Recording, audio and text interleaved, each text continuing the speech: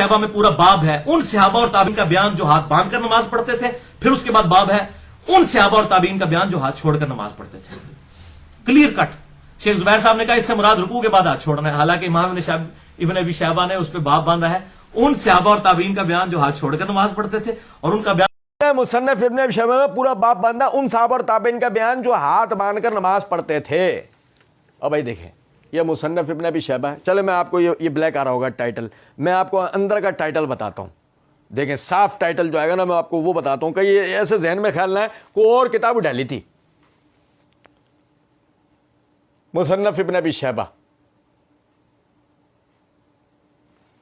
अच्छा जनाब इसकी जिल्द नंबर है 2, सफ़ा नंबर है इसका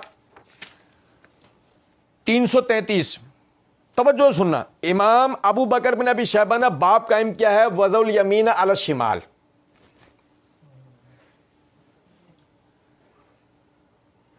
सही, ये बाब कायम किया है, दाएं हाथ को बाएं हाथ पर रखने का बयान, उन सहाबा और ताबीन का बयान जो हाथ बांध कर नमाज पढ़ते थे। ये कहां है? उन सहाबा और ताबीन, कौन से अरबी लफ्ज का तर्जुमा है?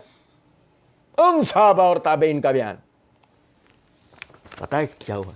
रात को जो समझा रहे थे ना, बेटा सुबह तुझे ये बोलना है, ऐसा बोलेगा ना, फिर जब तू ये बोले ना तो ये बोलियो, फिर जब देखो ना पब्लिक अब तेरी बात समझ लगे फिर ये बोलियो। तो तुझे कौन पकड़ा है? तेरे तो अंधे बहरे लंगड़े लूले पैरोकार खड़े हुए हैं, क्या परवाह किसी को कि तू कौन सा चूना लगा रहा है? नहीं समझे?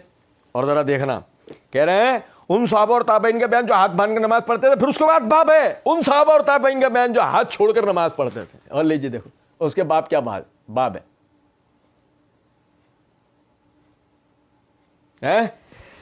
ये देखना, मन काना युरसल यदैहि फी सलात, उस शख्स के बयान में जो हाथ लटका के नमाज पढ़ने का कौल रखता है? वो कहाँ है?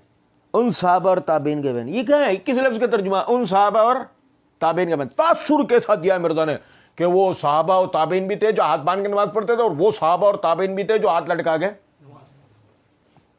और फिर हम वहां होते ना तो हम कहते हैं मिर्जा जी अच्छा वो पूरा बाप था क्या? मैं सहाबा और उन सहाबा और, अच्छा तो वहीं से दूसरे हदीस पे पढ़ देते,